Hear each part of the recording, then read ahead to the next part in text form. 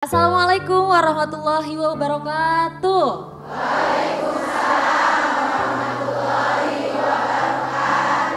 Alhamdulillah senang sekali saya Zizi Syahab hadir menemani Anda dalam acara kajian hati. Bunda, sehat semuanya? Alhamdulillah, insya Allah juga pemirsa di rumah, bunda-bunda cantik yang ada di rumah sehat semuanya. Dan hari ini kita ada di Masjid As-Sofia Bogor. Sudah ada Ustadz Hilman Fauzi di sini. Assalamualaikum Ustadz. Waalaikumsalam warahmatullahi wabarakatuh. Sehat Ustadz? Alhamdulillah. Alhamdulillah, Masya Allah hari ini temanya adalah bersujud karena merindukan surga atau takut neraka. Nah itu dua-duanya bisa dibenarkan, bisa disalahkan tuh. Lebih spesifik lagi kita akan membahas tentang surga dan neraka, tentang keadilan. Masya Allah. Silakan Ustadz. Bismillahirrahmanirrahim. Assalamualaikum warahmatullahi wabarakatuh. Waalaikumsalam warahmatullahi wabarakatuh.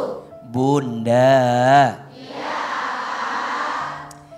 Setiap manusia yang hidup, manusia itu dihadirkan ke muka bumi. Salah satu tugas utamanya adalah beribadah kepada Allah Subhanahu wa taala. Di dalam Al-Qur'an, Allah Subhanahu wa taala berfirman, "A'udzubillahi minasyaitonir rajim. Wa ma khalaqtul jinna wal insa illa liya'budun." Dan tidaklah aku ciptakan jin dan manusia kecuali untuk beribadah kepadaku. Maka kita harus belajar ya, menjadikan semua yang kita hadirkan di dunia itu sebagai apa? Ibadah. Apa itu ibadah? Ibadah itu adalah segala sesuatu yang kita ucapkan dan kita lakukan yang hadirnya ditujukan untuk siapa? Allah. Jawab yang keras, Bunda, jadi istri yang baik untuk siapa? Allah. Karena siapa? Allah. Kalau semua dilakukan karena Allah, apakah ada kecewa? Tidak. Apakah ada sakit hati? Tidak. Berarti kalau Bunda merasa, aku sakit hati jadi istri, aku kecewa jadi istri, jangan-jangan selama ini saat kita jadi istri bukan karena Allah, tapi karena manusia. Betul? Jadi istri itu ibadah atau bukan? Ibadah. Maka jangan pernah Bunda menganggap setiap kebaikan Bunda jadi istri itu sia-sia. Jangan. Karena itu ibadah. Dan kalau itu ibadah, ada pahalanya atau tidak? Ada. Pahalanya apa? Surganya Allah Subhanahu wa ta'ala. Barang siapa seorang istri sholat 5 waktu, puasa di bulan Ramadan, dan taat kepada suaminya serta mampu menjaga dirinya, silahkan masuk surga dari pintu manapun. Maka tolong catat baik-baik ya. Kalau Bunda sudah berbuat baik tapi tidak mendapatkan nilai di dunia, percayalah Bunda akan mendapatkan nilai di surganya Allah Subhanahu wa taala. Begitu sebaliknya, kalau Bunda berbuat buruk, berbuat kesalahan, tapi belum Allah balas di dunia, dan kita tidak mau bertobat dengan kesalahan itu, siap-siap jangan sampai Allah hadirkan balasannya di dalam api neraka. Na'udzubillahi min dzalik. Tidak ada satupun yang luput dalam pandangan Allah. Ada yang bertanya, bolehkah kita beribadah karena inginkan surga? Boleh. Bolehkah kita beribadah karena takut dengan neraka?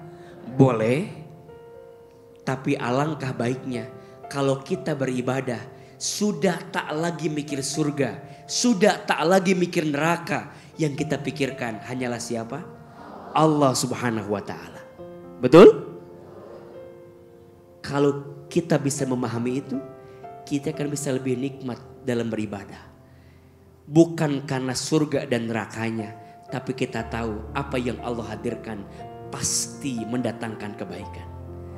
Tanyakan hati kita, sudahkah hati kita ikhlas karena Allah? Jangan-jangan selama ini kita masih sibuk transaksional dengan Allah. Masih sibuk bertanya, ya Allah, hamba sudah sholat, hamba udah puasa, hamba udah baca Quran, kok hamba masih diuji? Ada nggak yang pernah nanya begitu? Kenapa ujiannya nggak berhenti-berhenti? Bukankah aku sudah taat kepadamu ya Allah? Shh. Orang beriman bukan tak ada ujian. Makin beriman, ujiannya makin dikit makin banyak. Makin kecil makin besar. Iya, ujiannya makin banyak, ujiannya makin besar. Tapi karena dia punya iman, maka sebesar seberat apapun ujiannya akan terasa lebih tenang. Karena dia bersama Allah, betul? Jangan pernah bilang dengan ibadah kita ujian hilang, tidak. Tapi setidaknya dengan ibadah kita hati bisa lebih tenang menjalani semua ujian yang Allah hadirkan.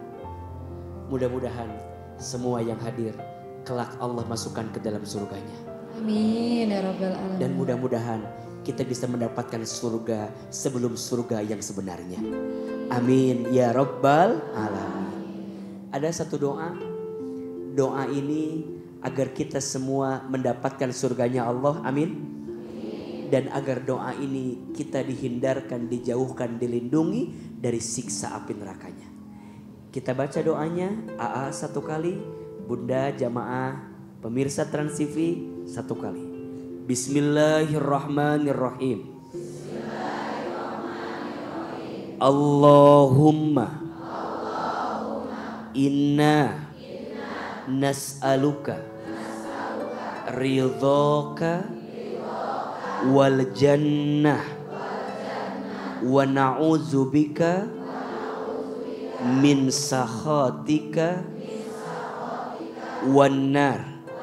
Ya Allah, sesungguhnya kami memohon kepadamu ridhamu dan surga, dan kami berlindung kepadamu dari siksamu dan api neraka.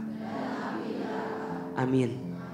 Ya Rabbal Alamin, amalkan doa ini, bacakan doa ini, mudah-mudahan semua kita masuk ke dalam surganya Allah. Amin, amin ya Rabbal Alamin. Kajian hati. Baik, saat kita kasih kesempatan Bunda yang udah hadir di sini, ada Mbak Inam Nafila. Silakan Mbak. Perkenalkan, nama saya Inam Nafila. Kebetulan saya ini diuji dulu oleh Allah melalui suami saya. Kebetulan saya menikah tahun 2017 dan di tahun 2017 itu tidak lama dari pernikahan kami, mungkin 10 hari ya. Itu saya menemukan bahwasanya dia pernah perempuan begitu. Dan itu saya memaafkannya karena mungkin itu terjadi sebelum pernikahan kami. Dan memang pernikahan kami terjadi tanpa mengenal satu sama lain, yaitu dengan ta'aruf. Dijodohkan dengan cara ta'aruf. Kemudian saya sudah melupakan itu, sudah saya anggap angin lalu. Kemudian itu baru ketahuan lagi 22 Januari 2024 tepat jam 9 pagi saya menemukan semua bukti-bukti, di mana bukti-bukti itu Allah tunjukkan kepada saya. Memang saya sering curiga dan sering Allah tunjukkan dalam mimpi bahwasanya ada yang tidak beres dengan suami saya. Kemudian saya bertanya sama Allah, ya Allah ada apa sih sebenarnya? Kemudian saya sholat istikharah. Sering saya sholat istikharah, kemudian ditunjukkan sama Allah tersebut di 22 Januari 2024 di jam 9 pagi saya membuka handphonenya dan saya menemukan semua bukti-bukti, di mana bukti-bukti itu terjadi dari 2018. Berarti dia hanya berhenti selama 1 tahun. Di 2018 sampai 2024, 2024 itu masih lengkap bukti-bukti perselingkuhan dia. Perempuan-perempuan itu bisa dikatakan jauh lebih tua dari dia. Mungkin kadang ada yang seumuran dengan ibunya dia, atau dengan alasan saya menyukai perempuan-perempuan dewasa dan istri saya terlalu muda dan terlalu kekanak-kanakan untuk saya. Tapi saya juga tidak tahu kenapa dia menikahi saya. Ketika saya tahu, bahkan saya sempat berpikir kayak gimana ya kalau suami saya meninggal duluan. Mampu gak ya saya? Sampai secinta itu saya terhadap beliau. Saya menikah dengan dia 7 tahun, tapi ternyata saya sama sekali tidak mengenal dia. Dan di bulan Mei akhirnya saya mengajukan perceraian yang ternyata dipersulit oleh dia. Sehingga saya mengalami insya Allah kalau nggak salah 14 kali sidang. Dan baru ketok palu itu di 18 September. Begitu Ustaz. Dan pertanyaan saya, apa yang jadi sekarang posisinya saya dengan beliau sudah mantan istri. Dan yang saya pertanyakan, yang pertama adalah saya sudah berusaha melakukan sebaik mungkin sebagai istri, bahkan saya mempelajari banyak hal istrinya. Istilahnya saya sudah banyak mengalah ketika saya menjadi istri. Apa yang kurang dari saya? Yang kedua, kenapa laki-laki itu, apakah saya tidak pantas gitu menerima nafkah batin saya? Nafkah batin kan termasuk ketenangan, termasuk kedamaian, termasuk segala hal keindahan di dalam rumah tangga adalah nafkah batin. Itu pertanyaan saya. Terima kasih Ustaz, terima kasih Mbak Sisi. Assalamualaikum warahmatullahi wabarakatuh. Waalaikumsalam. Bunda, pertama kita harus benar-benar saling menjaga dengan pasangan kita dengan penjagaan yang terbaik. Saya sering menyampaikan rumah tangga itu ibarat segitiga. Suami di pojok kanannya, istri di pojok kirinya. Di tengahnya Allah. Kalau suami dan istri itu sama-sama mendekat kepada Allah, maka Allah akan satukan hati mereka untuk bisa mendapatkan kebaikan. Rumus utama rumah tangga itu fondasinya ada pada kedekatan dengan Allah. Wa min ayatihi an khalaqalakum min anfusikum azwajan litaskunu ilaiha wa ja'ala bainakum mawaddatan wa rahmah inna fi dzalika laayatil liqaumin yatafakkarun. Dan di antara tanda-tanda kekuasaan Allah, berarti ini rahasia. Kalau bunda, kalau ayah, seluruh pemirsa Trans TV ingin merasakan kebaikan rumah tangga, maka rahasia yang pertama, dekati Allah. Taat sama Allah. Minta Allah yang menjaga diri kita. Mohon maaf, perbuatan suami beliau tadi yang diceritakan tidak dibenarkan sama sekali. Haram hukumnya, berkhianat. Mohon maaf, sibuk dengan yang haram daripada sibuk dengan yang halal. Dan ini konsekuensi biasanya. Siapapun yang sibuk dengan yang haram, maka Allah akan cabut nikmat pada yang halal. Maka hati-hati dengan sesuatu yang haram. Bahkan ibadah kita, doa kita boleh jadi ditolak oleh Allah karena ada harta haram yang kita makan. Termasuk bunda mungkin pernah bertanya, kenapa ya kok saya sulit banget buat baca Quran? Bukan karena sibuk. Boleh jadi tanyakan, ada sesuatu yang haram yang kamu lakukan sehingga menghambat hatimu untuk baca Quran. Bangun di sepertiga malam, bisa sholat tahajud, tapi berat buat sholat tahajud. Jangan-jangan bukan karena malas sholat tahajud, tapi nikmatnya sholat tahajud dicabut oleh Allah karena ada hak yang haram yang pernah kita lakukan.